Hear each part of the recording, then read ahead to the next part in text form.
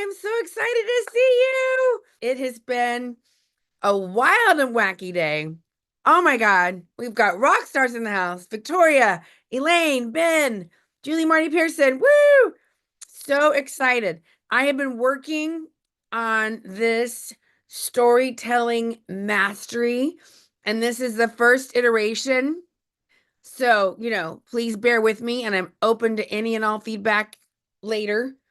But I feel like there's a lot of stuff to unpack, and I think you're going to get a lot out of it, because even if you consider yourself a good storyteller, there's so many layers to this, and I dig it. I mean, I've been telling stories since when in the second grade, when I did my first commercial for Campfire Candy. I was the top campfire candy sales girl in San Antonio, Texas. I know I shouldn't brag about my glamorous life. Anyway, we'll get going. I'm really delighted that you're here, and I really value your time. So let's get going. I'm going to share. So we're talking about the psychology of storytelling, the hook to engage and ideally convert. And that doesn't always mean like somebody rolls over and writes you a check, right? But it means they want to keep playing. They want to sign up for your next thing. They want to get on your calendar. They want to go follow you on all your things. Convert can mean lots of things, right? I got to change this. I just used Gamma. I'm playing with AI, and I just used Gamma, which I am just loving. It is so fast. And so I did these slides very quickly today. So I'm not sure about this guy, but he looks like he's struggling. And I think he looks how I feel some days, right? So we've got so many we've got so much vying for our attention, right? I was at this event the other night, and I met this guy in advertising, and we were just talking about how crazy it is. And the latest thing is 6,000 to 10,000 messages coming at us daily, depending on how much you read, watch, blah, blah. And some of it is hitting our periphery. Like we don't even, so our poor brains, anybody else feel like you're a little tired? Right. So how do we be visible? And if you're building a podcast, a business, whatever, hopefully you're out speaking. Hopefully there's some kind of social media presence. You're also getting on podcasts. And what I love about storytelling, to me, it's the fastest way to stop and get their attention, right? To stand out. So, and here's the thing, nobody taught you how to craft stories well, right? How did we learn how to write? We were cheating our way through English in eighth grade. Anybody, Cliff Notes, right? I mean, when was the last time you really thought about writing? When was the last time you took a writing course? It might have been in college. I mean, Ben's a professional copywriter, so you don't count Ben, but most people, it's not your fault if you're like, I don't know how to craft a story, or it's been like 20 years or whatever. And so that's why I think this is such a fun topic to dive into.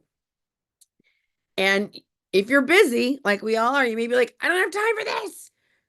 And yet I'm going to storytelling, it's a very similar thing, right? And there's a guy named Scott Galloway. If you are not following him, highly recommend. This guy has on YouTube and TikTok and Instagram. He's a professor at NYU. He's a New York Times bestselling author. What I like about him, he is very humble, and I think he's just has brilliant takes on things. And he's like, I had 8 businesses. 3 of them were successful. One was like, 2 really sucked. And the other 2 I'm figuring out. Like he's so blunt about it. And he's like, but when you break it all down, I'm a professor, I'm a dad, I'm this, I'm that. He said, at the end of the day, I'm a storyteller. And he said, whenever you're trying to get capital for a building, a business, you tell the story of the business. At the end of the day, it's all about storytelling. So I just love him. I encourage you to follow him, and I agree 100%. Now, there's a whole they say this at Podfest. There was a book, somebody at Podfest talked about Start Ugly. I think it's a book, but I just like it because I am so sick of perfectionism. I'm still struggling with it. I'm a messy perfectionist. But I know so many amazing women who are doing amazing work and nobody knows about them. I just had a Zoom call with this woman who is beautiful and brilliant, and she's been in business forever. And she has been tweaking her webinar for a year. And I'm not going to say her name, but I'm like, girl, get it out there, do it. And, meanwhile, there's people who need her who don't know about her because she's waiting to press go. So I'm just a big fan, and I love to practice and rehearse. So I'm, start ugly and get a story friend. So a lot of times we don't think about crafting correctly. And then, emotional connection. Oh, right. So important. And I got to move this to see what is lack of knowledge. Right. You may not understand all of the nuances of that. So we're going to talk about the brain storytelling code, why they captivate us, how to craft, how to create emotional connection, and how to avoid some of the mistakes that a lot of people make. And I used to make a lot of them. I already mentioned this a little bit, like why it matters now, because we have information coming at us 24/7, but that alone doesn't mean anything. We all know how to lose weight.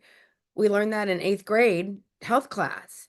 You take in less calories and you put out more calories, but that information doesn't seem to be making a difference, right? And we're craving connection. We're craving connection, especially. And to me, when you can stop time for somebody, it's a gift. If you think about our daily do, what's coming at us, there were dings and dongs and emails and da da da. And if you can grab them and have them captivated for a minute, it's really a gift. It's a gift that our brains crave and our hearts crave.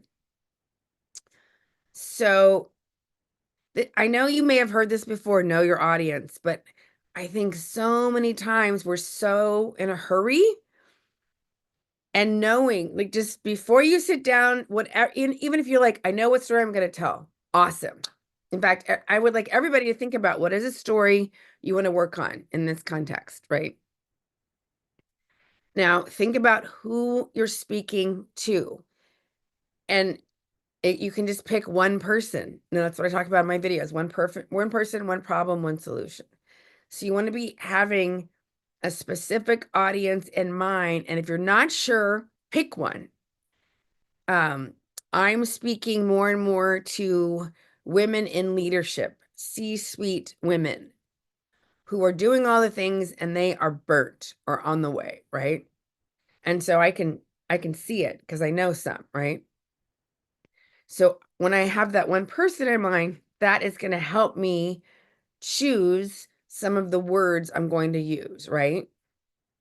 And every time you tell a story, you want to be thinking, how is my audience hearing this?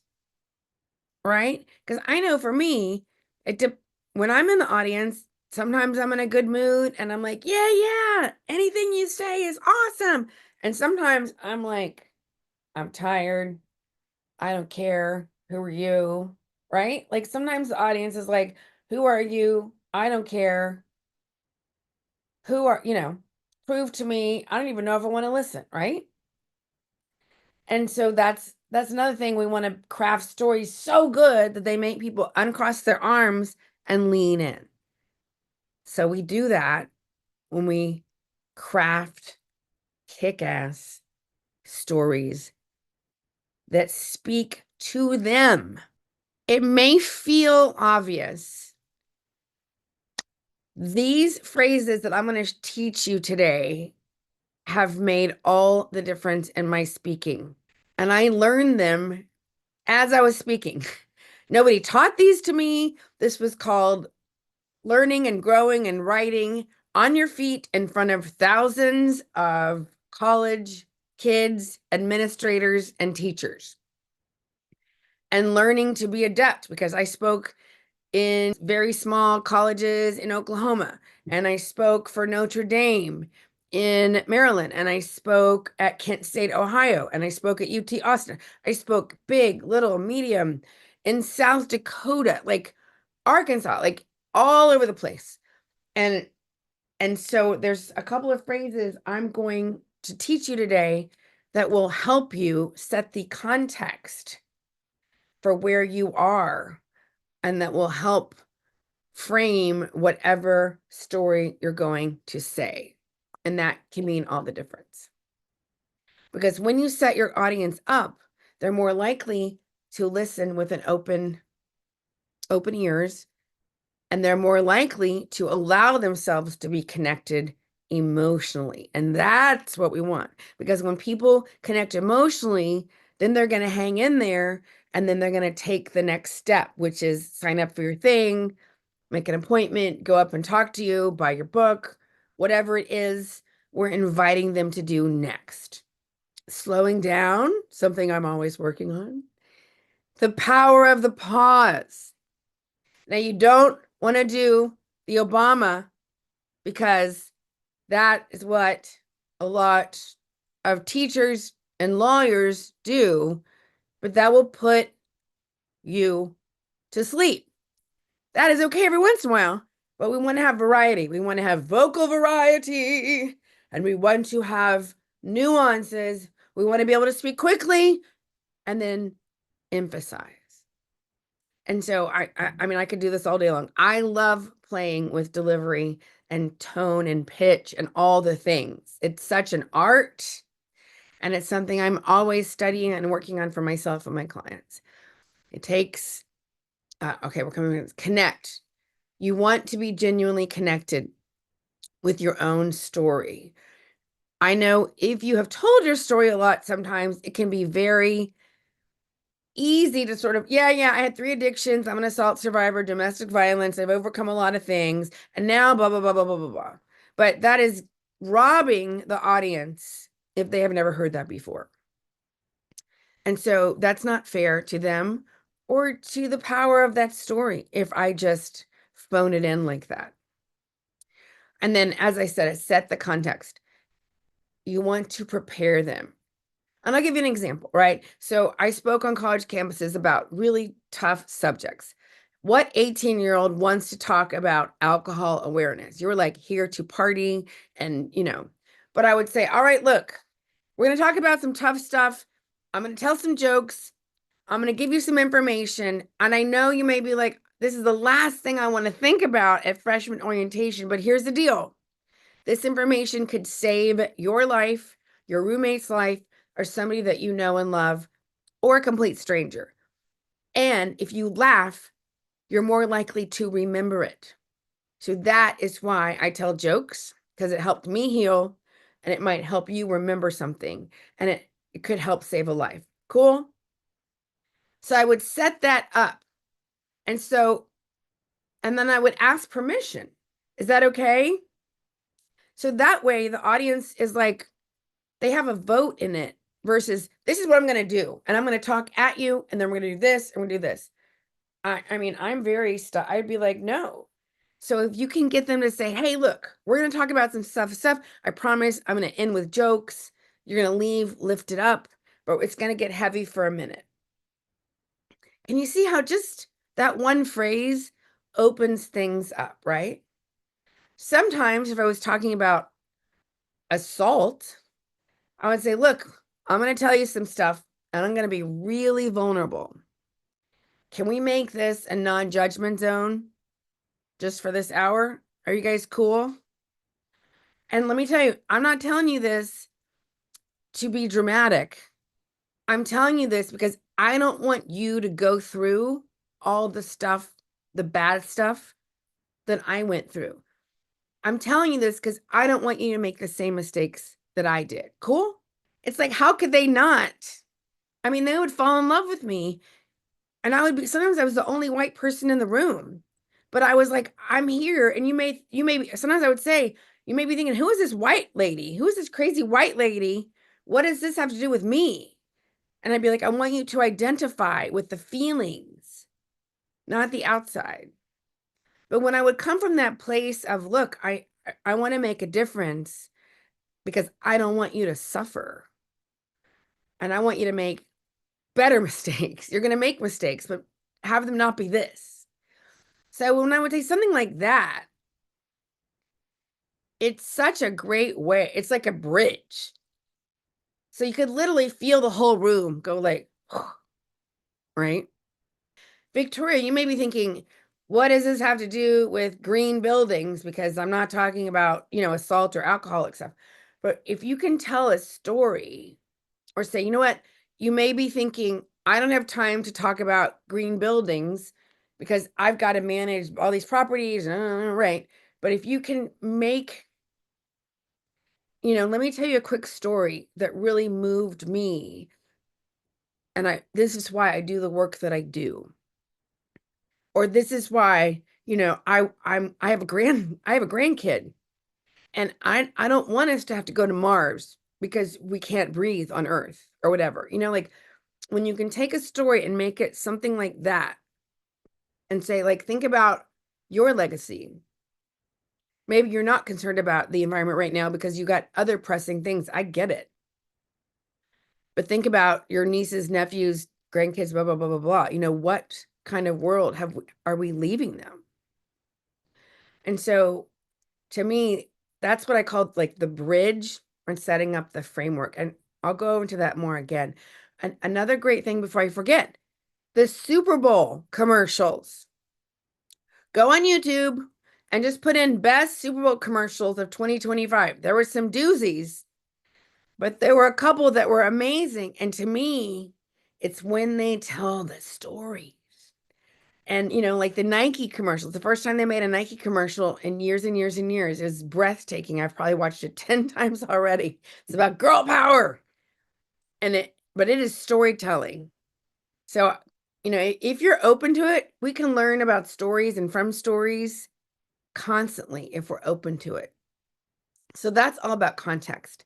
And then when you set up a powerful context, it helps you be more emotional and be brave to share. Hey, I'm going to tell you about all the mistakes I made. I don't want to do this, but you know what? I think it can make a difference for you. So that's why I'm doing it. And I'm not standing up here to hear my own self talk. So, once again, setting up the context quickly, but that can make all the difference. It truly is a bridge. I just did these slides quickly and I want to reverse it. We got to capture their attention first. So that's what I call the hook. And all of you have heard me talk about video all day long. Same thing with live speaking. Same thing when you're podcast guesting, right, Julie? You don't want to be like, thank you so much for having me. I'm really excited to be here. And let me tell you all about, like, oh my God, everybody left. Everybody's gone. Everybody's asleep and they just wrecked their car, right? So you want to be like, yeah, we're going to have a great conversation and I can't wait to share blah, blah, blah, blah, blah. Or, how many of you feel like you want to be better storytellers and you're not sure where to start? How many of you are like, how am I going to capture attention? Who cares about blah, blah, blah? Well, hopefully you're getting some ideas, right? So the first thing is capture attention, then engage the emotions, which we talked about with the bridge. And then you want to always be building trust. One of the great ways to build trust is speaking with your hands. That builds trust when people see you speaking. Obviously, in person, that can be easier, but it's great. Like, think about it. If you just only see this, or if we were having dinner and I kept my hands in my lap the whole time, which I would never do, but some people do, there's a part of our brain that's going, what are they doing under there? Who is this person? We still have, we have three brains, right? Reptile, mammal, and then more evolved. And so we still are driven by a lot of reptile things.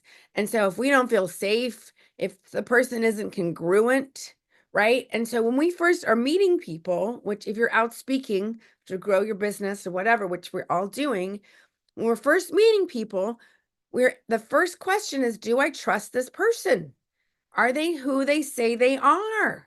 Right? That's why people go check you out on social media. I just got I'm so excited. I'm getting asked to speak a lot lately. And they're always say, oh, we've been stalking you on your social media. Everybody tells me that. And and then I go, what have I posted recently? Because sometimes I don't remember. Sometimes I have a team, whatever. So that's why, you want to have congruency. If you're talking about your mission one week and oranges the next week, you gotta have an overall thing. You want to be congruent with the way you're talking, right? And so every once in a while, I've gotten to work with introverts. I had a conversation with a woman yesterday. At first I thought, oh my God, this woman hates me. And then she was like, I'm very introverted. And I thought, no shit. But by the end of the conversation, she was laughing and smiling. But the beginning, I was like, woo, this is gonna be wow. And then she got me and I got her and it was good, but it took a minute. But you always want to be thinking of building trust. So you want to be telling congruent things. You want to be obviously authentic. You want to be sharing, you know, we want to tell information, but then back it up with a story. We want to state a fact, but then back it up with a story. We've got to have emotion. If we just have facts, people will tune out. We all know that, but we forget it when we start crafting our stuff, right? And the whole idea is that by the end of the time with you, whether it's 10 minutes, an hour, a day, is people are moved, invested. How can I support you? Oh my gosh, what do I do? Who can I introduce you to? Like that, right? That's the ultimate goal. These are common pitfalls. And, I have done this in the past where I'm like, hey, I'm going to be sharing all this stuff. And then at the end, I will be doing an invitation. And it's only an invitation. There's no big pitch or sell. But sometimes I have forgotten to say that. And that is not great. Or saying, you know what, this is the first time I'm teaching this particular master class. So thank you. Because some of the PowerPoints may be a little crazy. This happens to the best of us, losing our point, which is why it's great to have PowerPoints and notes. And that's why I love practicing and practicing. And I memorize my order. I never memorize word for word. I don't believe in that. Even with the TEDx, I want to have like, here's my intro, here's this, here's this, here's this. And if you have created enough connection with the audience and midway through you lose your point, you can say, now where was I? And people will scream back, your sister with the thing. And that is the best feeling ever. That's partnership, right? That's when you have created partnership. Like, hey, I'm here to do this stuff and I'm excited and I'm human. So I may get off a little bit. So will you bear with me if one of our mutual friends is going through chemo for the millionth time, ovarian cancer, and she has this amazing attitude. I was inspired to tears, and she kept saying, "Sorry, cancer brain." How can you fault anybody for that? Like they're still out there sharing, uplifting, inspiring, motivating while they're in treatment. Like this is a really big one that I did it. I was too much about like I overcame this and then I overcame that and then I did this in the very beginning when I was speaking and luckily you kind of get sick of your story and then I just realized like Elaine, this is too much about you. It's really too much. But I think what happens when especially when we first start speaking or maybe first start podcasting or whatever is sometimes we just still make it accidentally a little too much about us. So one of the things I love, and this is like the $1 million thing is, so what this means for you is, and once again, like we've already said the bridge. I'm here. We're going to talk about some tough stuff. I'm going to leave you uplifted. It's going to get heavy. My intention is to use my story for good, and hopefully you can save a life, maybe yours or somebody you love with this information. That's why I am here, right? And so if I get too into it, you can say, Elaine, enough. Like you can create like some kind of, joke, ongoing joke with your audience, but you can also say things like, I know this part is heavy. Hang in with me. You'll see where we're going in a minute. I love this. This is $1 million thing. So one of my clients does a lot of perfectionism, hypnotherapy. She does amazing work. And she was kind of, we're still coaching, and it it was kind of a long-winded thing. And I said, you know what? If you're going to take me on this tangent, and it feels like a tangent, but our brains go, where are we going with this? Where are we going? Our brains have left the train. So if you can say, hang in with me, this is a heavy topic, but I promise it's worth it when we get to blah, blah, blah. Then our brains go, oh, okay, okay, I'm back on the train. Okay. So simple key phrases like that are masterful. And most people don't know them. And let me tell you, I developed them out of speaking for years and years in front of thousands of people and making mistakes and learning and always like, how can I be better? How can I be better? How can I do this? They love this in Arkansas, but not so much in Portland or whatever, right? And then this is another mistake that I'm guilty is even if you love this story, who doesn't love to tell stories? Do you have family stories that you're like, oh my God, you remember the time? Right. And sometimes I think, well, with talkers, sometimes we get going and we're like, we want to tell every story. We're like in the moment, we're in the zone, people are laughing, and I'm like, oh yeah, I want to tell that story. But this is really when you get to be like, you know what? Does this serve what I'm doing right now? Because I got a million stories once I get in that zone. And there's a time and a place. And the last thing you want to do is have the momentum of people. They're with you, they're on the train, and then you go off on a tangent, and then they're like, oh my God, I gotta go. You don't want to rob them.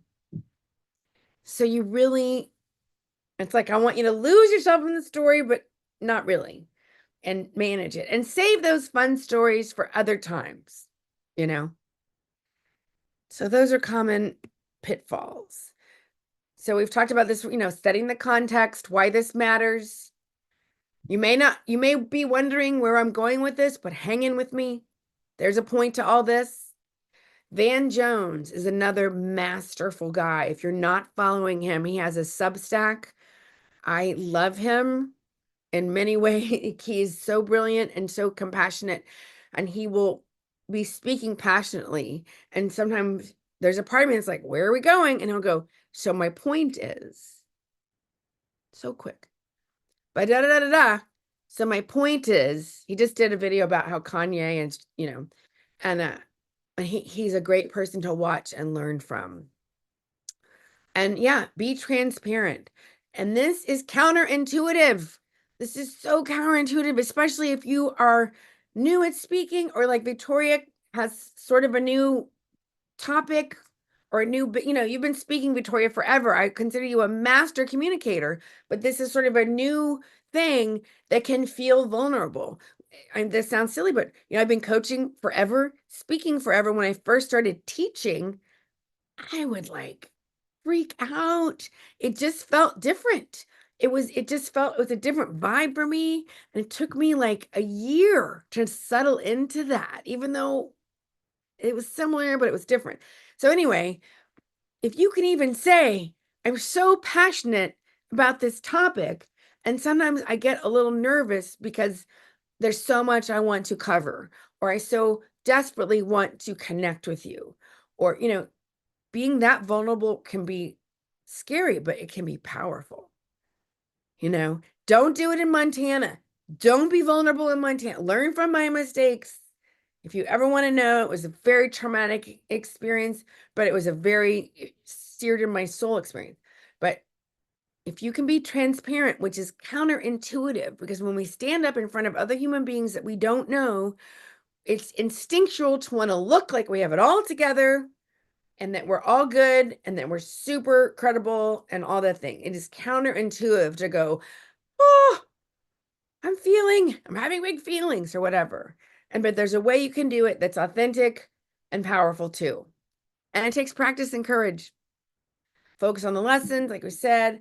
Man, anytime you can add humor, it does not mean you have to tell jokes. You can make fun of yourself. You can put in a funny dog video, funny cat video. You could compare dogs and cats, like something that's obviously not political, religious, or in any other way, but bringing a chuckle to somebody's day, they will love you and they won't even know why. If you can make somebody like giggle, and bring in more oxygen. Okay. So we don't have time today, but I'm going to be doing longer versions of this. I I like writing it out. And now you can do it with AI. You can speak into a thing. You can open up Zoom, record it, and it's transcribed. Lots of ways you can do it. Writing is very different than speaking things out loud. And writing it out is still very different. We write very differently than we speak. And sometimes things, an article will read really well, but we cannot make it straight into a speech. There's nuances. So, this is when you get to play. However, I do think it's great to write it all out and then you can be like, okay, do they really need to know that my shoes were bright green and he had a purple tie? Nobody cares that it was Mardi Gras. This could be any time, right? So everything that you think, and it's hard. I call it, there's a saying called kill your darlings because we love our words. Oh, I love my words, especially when I've really worked on them. Some of my comedy jokes, but guess what? You get to learn. There'll be, you know what? I have a whole Google Doc of phrases that I love that I had to cut. I've written 4 books now. I've written a ton of speeches. I've ton, and sometimes I'll be like, but I love this phrase. Okay, good. Save it. Put it in the phrase thing. You can use it for something else. But does this serve the story, right? We want to paint the picture. We want to use the senses, the smell of fresh cut grass, the feeling of warm, soft sand on the bottom of our feet as she walked along the shore, the wind whistling through the New York City buildings in the street off the East River. When you can have a little bit of sense, it brings people there. But we don't want to go too much because then you're going to lose them, right?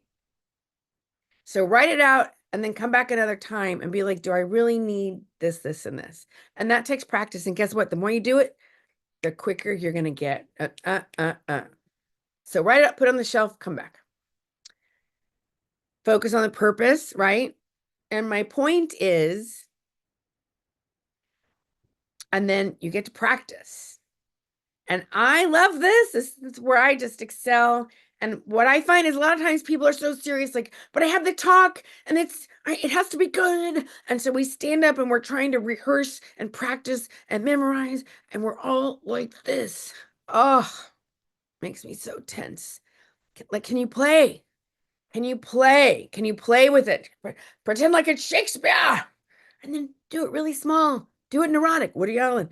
Like, just play with it will help you release and breathe and relax into it. And if you can have more fun with it, you're more likely to want to keep playing with it.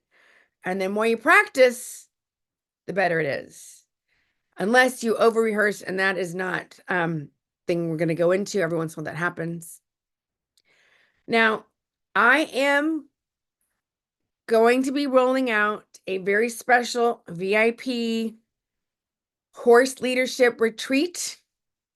And we're going to be working on stories and emotional energy and the energy of leadership. And we're going to be at this world-renowned place at my cousin's beautiful retreat. Now, there's nothing, you can't get into it yet. You have to apply. And the promise of this thing that we're doing, it's going to be a year-long thing. This is just a chunk of it, is that you will have 5 of your top stories crafted, ready to go at all times. You're going to have next level confidence. And the thing that I love the most about helping people is when you feel like you're ready. So when you get invited to go speak, or when it says, oh, you should apply to be a keynote, you're like, yeah, instead of, well, maybe, how many times have we been waiting? And what I love about masterful storytelling and working on it is you're like, yeah, Yeah, there's some refinement. Yes, not every gig is going to be the same. Yeah, you may need to tweak some things. But when you feel confident and you're like, I got, you know what? I don't have all five, but I have three ready to go. And my two others I'm working on. Like it's just next level. And when you get invited to go to a big time networking thing, you're like, yes, it's just the best feeling. Because I want to go deeper with people. I want to go longer. I want to do a whole year so that we go deep into their speaking and I get them on tons of podcasts and then we're refining and then we get them ready for media. And so you know how to sit on TV and you don't make the mistakes that I did. And so that we get you doing videos so that you have a whole system.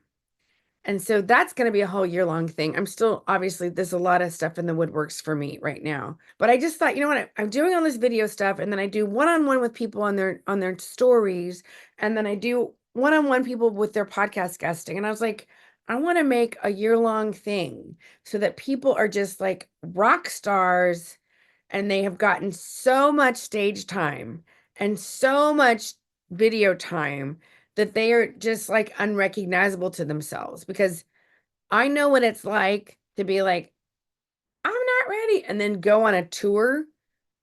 And there's nothing like being on stage every night for weeks and weeks and weeks with like one night off. You come back, you are just a different human being. And there's just like an unshakable confidence. Nobody can take that away from you. Like there's nothing that's going to throw you. You know, I was in LA doing a conference for speaking for colleges. And then I flew the red eye and I went to audition for America's Got Talent. And I literally had like 4 hours of sleep. The old Elaine would have been like, oh, I'm not ready. I'm not ready. You know, I can't do that in 4 hours. And I was like, no, I have an appointment. I'm doing it. And I did my 4 minutes. I had my t-shirts. I got through 6 rounds. The judges were like, you're so funny. Don't change a thing. And every level I got to, they were a little less nice. And then I got to the interview, and this woman was like 10. She wasn't really 10, but she seemed 10. And and I could tell she liked me, but they like big spectacle comedians, you know, and I wasn't right for the show. But I no one could take that away from me. 6 rounds. And I did it because I'd been out performing and being on stage and doing it and doing it and doing it. And nobody can take that away from you. And so that's what I want for you. And we can do so much of that work in different ways. And I can help navigate. Because people say, oh, just go speak more. Yeah, well, there's a lot to navigate when people say that. So this is my fancy, fancy slide thing, blah, blah, blah. Okay. Okay, now we're back. Do we have questions? Oh, there's a lot of stuff in the chat. Okay. That's just me throwing stuff in the chat. Okay, cool. Thank you. Thank you. So yeah, I am open for questions, comments. I'm still working on my latest framework thing, so I will let you guys know when I have that. Yeah, I loved it. It puts a lot of things in context that I've heard many times. I look forward to the slides. Can you send the slides? Absolutely. Okay, good. Because I missed one of the slides because I was listening to you so hard. Yeah, I mean, a lot of this stuff I'm not, some of the stuff I'm not, like be specific. But I think sometimes when we think, oh, storytelling, and I want to help make it like practical. And to me, there can be, the other day somebody said, I was on a mastermind with the dames, and these are 6 and 7 and 8-figure ladies, and they're I learn every time, and sometimes I feel intimidated, but I go anyway. And one woman said, we're supposed to practice our ask because women typically are not good at receiving, and then we go, oh yeah, I need clients. It's like everybody needs clients. Anyway, so we get to practice our ask 3 times on this one call. And one woman said, instead of saying, hey, can everybody subscribe to my thing? She said, pass this link along to 2 people it would make a difference for. And I was like, now I'm sure I've heard that a million times, I've been in the transformation world for 30 years. But when she said two people, it like dropped in. Like, oh yeah, Julie. I already started thinking about the two people. It was specific, clear, and doable. And it's so much more proactive than, hey, everybody, let me post this thing. It's one more thing posted on God knows where that people are, But if I said, hey, Julie, I think you'd really dig blah, blah, blah, she may or may not do it, but like it's so much more specific, and just that's the gift of being specific. And we can add those nuances to our stories and to our speaking. And like Elaine, I keep thinking about you, and I've only listened to spots of your podcast, but and I don't know your calls to action. I think your mission is to help raise awareness about suicide prevention, response awareness, all the things. And many of us are very aware that it's an epidemic and affecting lots and lots of people. You know, but maybe you could say at the end of one of your things, yes, of course, please pass this along or post or whatever. But like, if you know one person who needs a little love today, or you just never know, or think about, one person or one organization or one, like sometimes that just seems so much more doable than, yeah, do this. It's just one more Well, vague thank thing you. floating in the ether. Thank you for a whole bunch of things because my life is so chaotic. Putting it in perspective of doing 5 different talks makes so much more sense than drowning people in a pile of crap. But very recently, like maybe 2 months, I have ended the podcast with asking people to give one person or 2 people 10 minutes every month. A stranger you don't know, I want you to just step up and listen. Don't solve their problem. Don't you don't have all the answers. I just want you to listen. People need to be seen and heard, and so many are not. And if all of us take on 1 or 2 people a month, we can change the world. I love that. It's so beautiful. And Thank it's you. safer because I'm always like, if everybody could just get hugged, but that's not always safe for lots of Yeah. people, for lots of reasons. But yeah, I love that. If you ever have me, I have a great story. I'll just super quick. So you're going to come on? Yes, I would love to. But I was just, Wonderful. really, I got sober in New York City.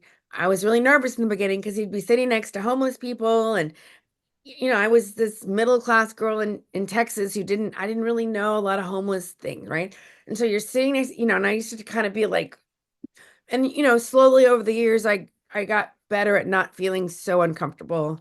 So fast forward, I'm at this meeting in the afternoon in between my shifts at the restaurant. It was right by a Broadway theater. So you had like Broadway show people, tech people, sales people, all different kinds of people in this 4 o'clock meeting.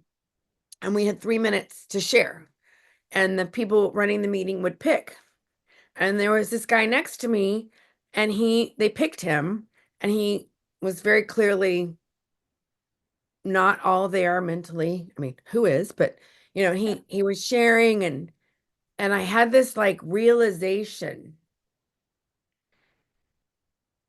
while he was sharing that like this may be the only time in his whole day or week Somebody listen to that it. somebody is listening.